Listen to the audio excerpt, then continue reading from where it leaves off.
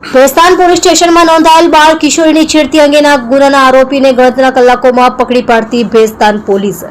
સુરતના ભેસ્તાન વિસ્તારમાં આવેલા ઊન પાટિયા નજીક એક સોસાયટીમાં ઘર નજીક રમતી બે નાની બાળ કિશોરીની સાથે એક યુવક આવી તેને ઉચકી તેની સાથે શારીરિક અડપલા કરતો હોય તેવા સીસીટીવી સોશિયલ મીડિયામાં વાયરલ થવા પામ્યા હતા।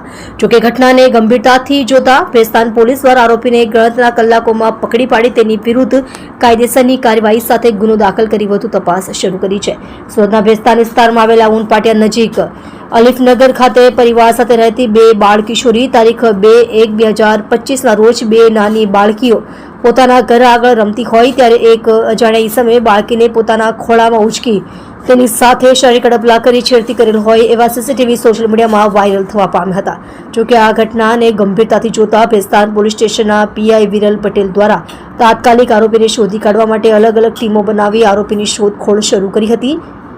ત્યારે પોલીસે સીસીટીવી અને પોલીસ નેટવર્કના આધારે આરોપી મોહમ્મદ નાઝીર મોહમ્મદ સગીર અંસારી ઉંમર વર્ષ 26 ધંધો ગોલ્ડન ઇન્ડસ્ટ્રીઝ સના મિલ પાસે સંચા ખાતામાં નોકરી રહે અક્ષાનગર કંકાલી બસ્તી આશા મસ્જિદ પાસે ઊન સુરત તેને ઝડપી પાડી પૂછપરછ શરૂ કરી હતી। ત્યારે આરોપીએ કરેલા ગુનાની કબૂલાત કરતા પોલીસે આરોપી વિરુદ્ધ ગુનો દાખલ કરી આરોપીને બાળકીની છેડતી સાથે પોક્સો હેઠળ ગુનો દાખલ કરી વધુ તપાસ હાથ ધરી છે।